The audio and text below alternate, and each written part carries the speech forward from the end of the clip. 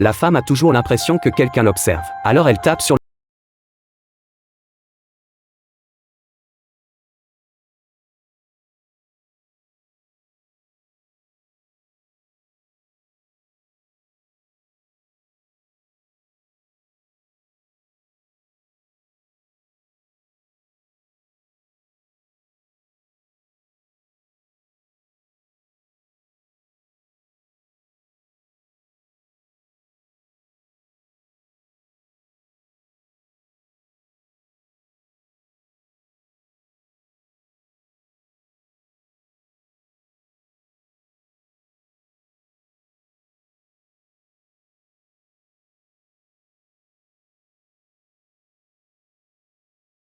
Jenny raconte à l'aide-soignant John ce qui s'est passé la nuit dernière. John vérifie rapidement sous le lit et dans le débarras, ne trouve rien d'anormal. Il rassure donc Jenny en disant que ce sont peut-être les effets secondaires des médicaments qui lui font avoir des hallucinations. Jack arrive avec sa fille pour rendre visite à Jenny. Voyant que l'état mental de sa mère est bon, la fille est très heureuse. Ensuite, Jack demande à sa fille de sortir un moment. Il a quelque chose à dire à Jenny. D'après leur conversation, on apprend que Jenny ne veut pas rester ici. Elle en a assez de la solitude et de l'ennui quotidien. Elle veut rentrer à la maison, veut que Jack reste à ses côtés. Jack demande ce qu'il adviendra de leur fille. En fait, ce qui inquiète le plus Jenny, c'est que Jack est une nouvelle liaison, car il a déjà divorcé une fois, justement parce qu'il avait rencontré Jenny, plus belle que son ex-petite amie. À ce moment, la fille se promène dans l'hôpital. Quand elle passe devant une chambre, elle a l'impression qu'il y a un patient, mais en entrant, elle ne voit personne. La fille regarde partout avec curiosité, renverse accidentellement un chariot. Quand elle se penche pour ramasser ce qui est tombé, une paire de pieds noirs apparaît soudain devant elle. En se retournant, il n'y a rien. À ce moment, le directeur écarte les rideaux et apparaît. Lui dit de ne pas se promener n'importe où. Après avoir fait ses adieux à Jenny, Jack repart avec sa fille. Leur tourne à nouveau vers le soir. Jenny revoit ce chauve.